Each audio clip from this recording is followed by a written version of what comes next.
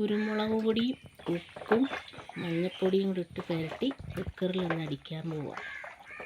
കടുകിട്ട് വറ്റൽമുളകിട്ട് കറിവേപ്പില എന്ത് ചെയ്യും,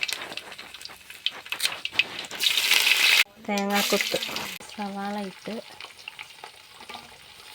വെളുത്തുള്ളി, പച്ചമുളക്, തക്കാളി എല്ലാം കൂടെ ഇട്ട് മഞ്ഞൾപ്പൊടി, ഉലുവാപ്പൊടി, മല്ലിപ്പൊടി, ഗരം മസാല,